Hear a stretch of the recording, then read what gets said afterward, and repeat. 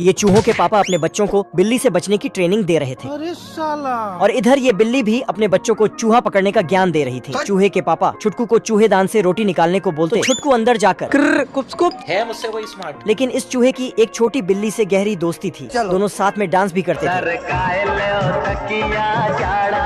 लेकिन तभी छोटी बिल्ली गटर में गिर जाती है। बिल्ली की माँ आवाज सुनकर आती है।